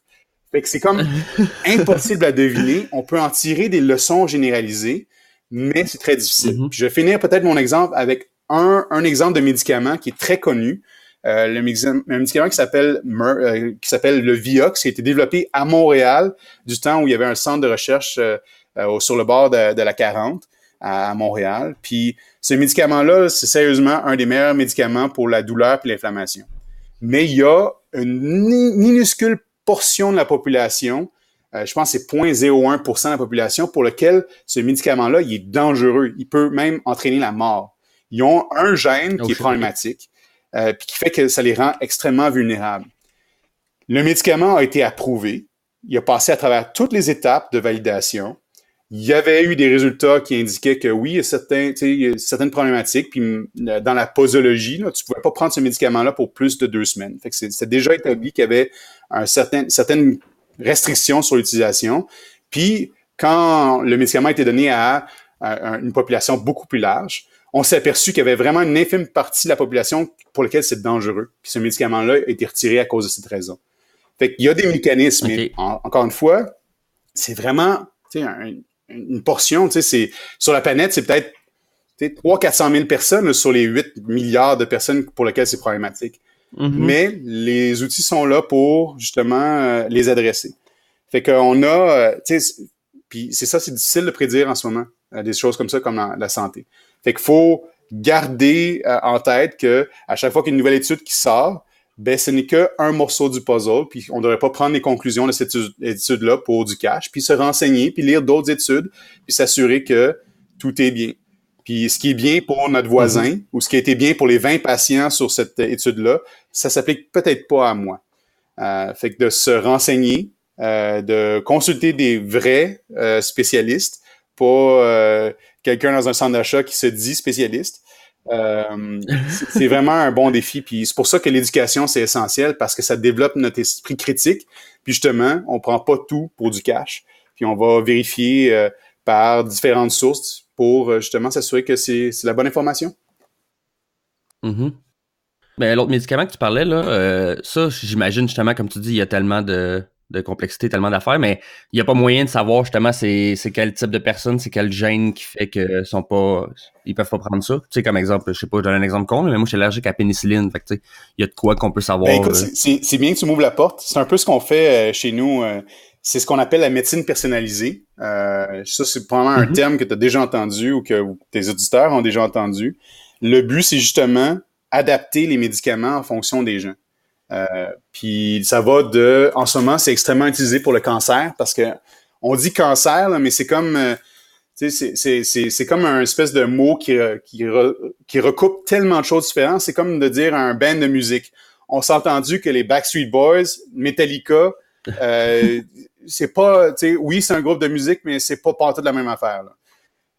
Fait que le cancer, c'est multifacette, là. Il existe plein de sortes de cancers, puis même d'un individu à l'autre, il y a des choses un peu différentes, là, qui existent. Fait que le but de la médecine personnalisée, c'est de dire, OK, on va prendre ton cancer, on va faire une carte, on va faire une empreinte digitale de ton cancer, puis on va trouver le meilleur médicament pour toi. Celui qui va être le plus efficace pour ton type de cancer, mais qui va aussi avoir le moins d'effets secondaires. Fait qu'on travaille très fort là-dessus. Puis quand je dis on, là, c'est la communauté scientifique at large, autant du côté technologie que du côté science de la santé, pour trouver des meilleurs outils pour justement faire une espèce de portrait de chacun des patients et de leur maladie, puis de trouver le meilleur médicament. Ce médicament-là, le Vioxx, va peut-être ressortir parce qu'on va peut-être trouver un moyen d'avoir un test facile de diagnostic, de dire, OK, t'as-tu ce gène-là ou pas? Ah, tu l'as, on peut pas te donner ce médicament-là. Ah, t'as tel gène, ben t'as peut-être mieux avec cet autre médicament-là. Fait qu'on s'en va vers là, mais comme j'ai dit un peu plus tôt, il y a tellement de paramètres que c'est difficile des fois de l'établir juste à un gène. Fait que Non, ça s'en vient. Puis, écoute, du côté du cancer, là, il y a des progrès qui sont faits de façon extraordinaire. Là. Au niveau du cancer du sein, là, il y a des maladies comme ça là, qui ont maintenant des médicaments qui sont plus spécialisés, puis le taux de survie, le taux de guérison devient de plus en plus élevé parce que justement, on a comme le bon outil pour le bon cancer. Fait qu'on adapte le traitement en fonction de réellement, sans faire de jeu de mots, l'ADN du cancer. OK. Ah, c'est cool. C'est une bonne chose. Oui, ça va dans la bonne voie. Toujours. Maudite cochonnerie, le cancer. Je suis tout à fait d'accord. Ben écoute, je te remercie. C'était vraiment, vraiment intéressant. J'ai beaucoup appris. Surtout que sérieux, j'ai jamais été bon en sciences. Peut-être parce que mes profs c'était une autre affaire aussi, là, l'éducation, comme tu dis. Les profs aussi peuvent aider beaucoup. Comme j'avais un prof en sciences physiques, puis en techno, c'est le même prof, là. Mais il était vraiment cool. Il me donnait le goût d'apprendre, puis j'en avais d'autres qui étaient plus endormants. Mais j'ai jamais été bon là-dedans, sauf que quand j'écoute des trucs là-dessus, je trouve ça toujours intéressant. Puis, mais des fois, des fois, quand ça devient vraiment dans le sujet, profond dans le sujet, c'est sûr que je me perds, là, parce qu'il y a des termes que je comprends pas. Là. Mais sinon, en général, je trouve ça vraiment intéressant. En fait, ce que je peux dire, c'est que anciennement, la majorité des gens avaient leur information de l'école. Puis on s'entend, le mode classique de la bibliothèque avec les petits cartons pour trouver des livres, c'était un mode assez peu interactif et assez peu intéressant. Mais on est dans une époque où, au contraire, l'information, elle est disponible. Fait que tu peux littéralement rattraper ton cours de secondaire de biologie en l'espace de 2-3 heures avec quelques films YouTube. Puis ça se fait super bien. Là, puis il y a des documentaires qui existent. Fait que d'aller au-delà de l'éducation obligatoire à l'école, c'est devenu maintenant très facile. On le fait juste pas assez.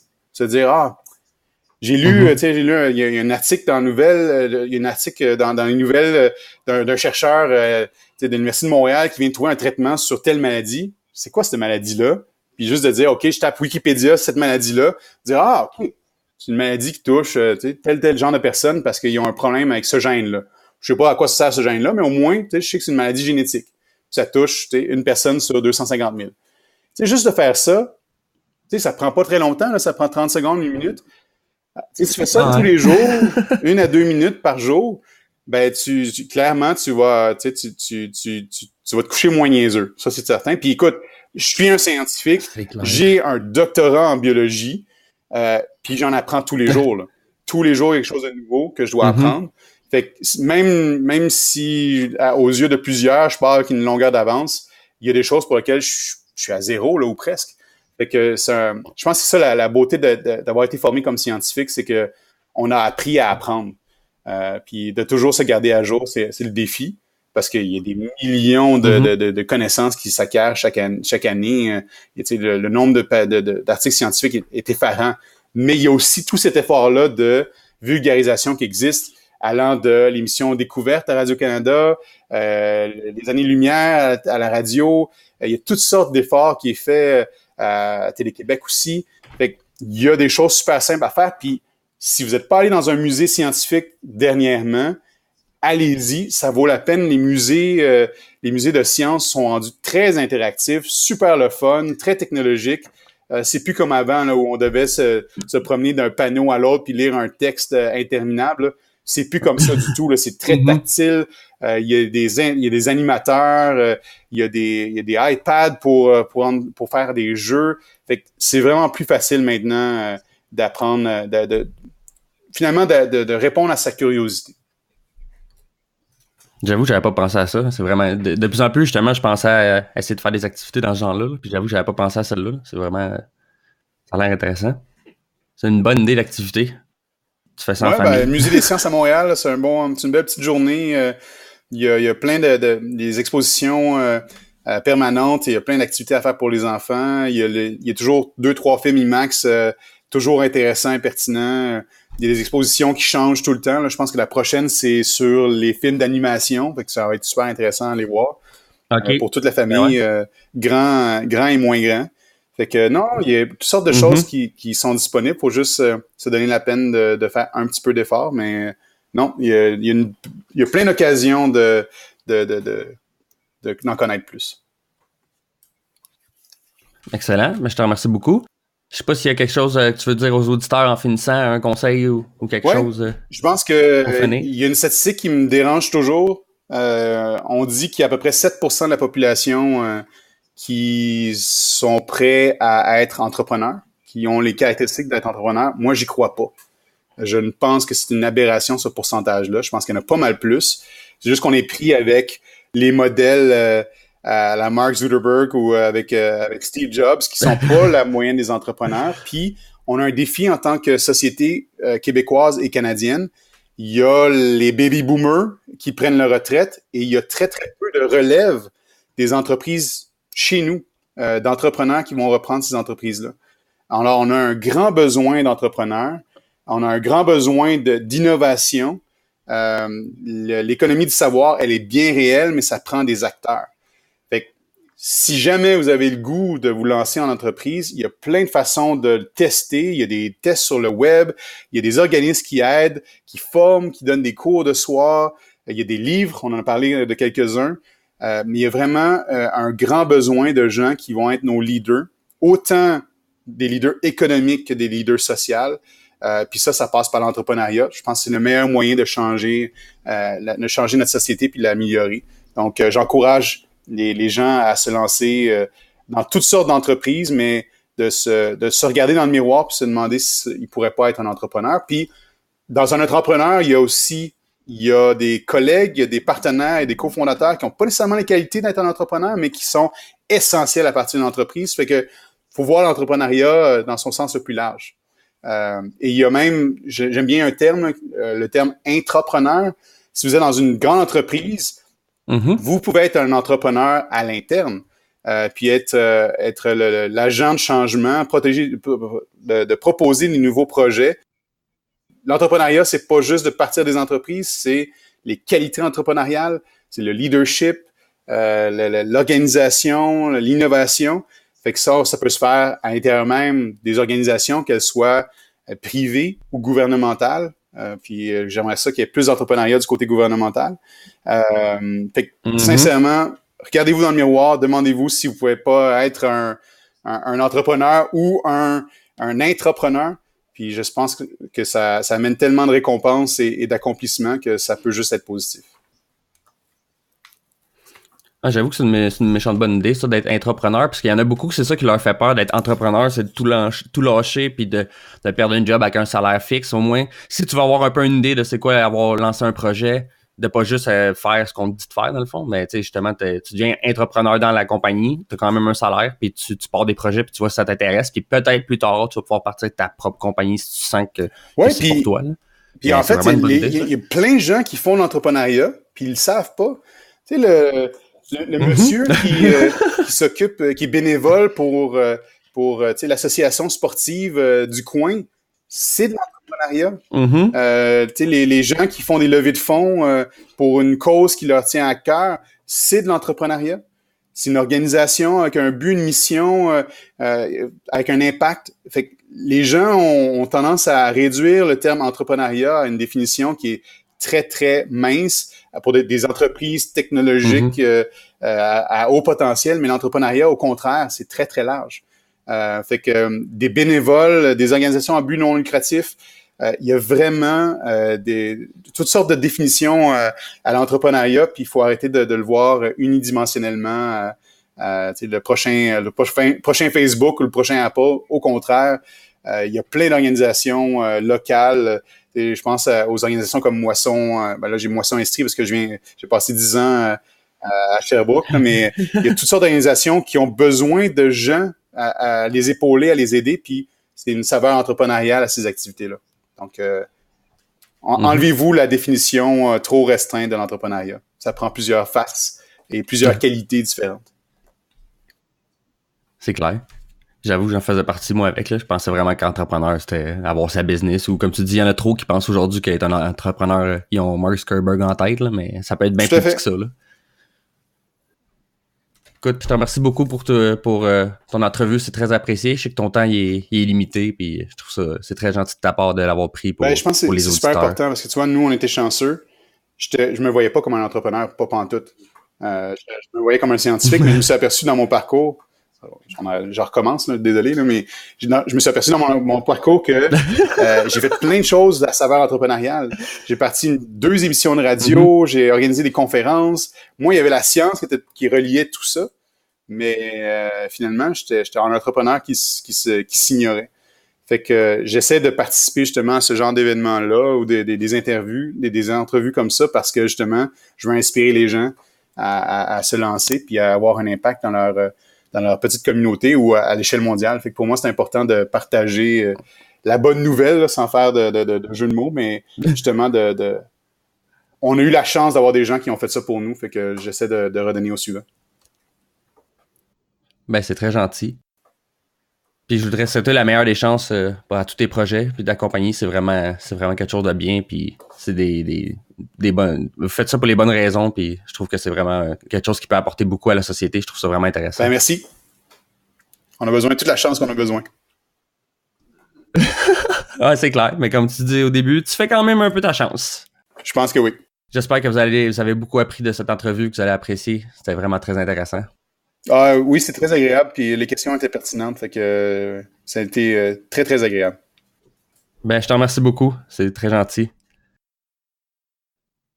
Merci à tous d'avoir écouté l'épisode, j'espère que vous avez apprécié et que vous avez trouvé l'invité tout aussi intéressant que moi je l'ai trouvé. Et je vous dis à une prochaine fois. Merci.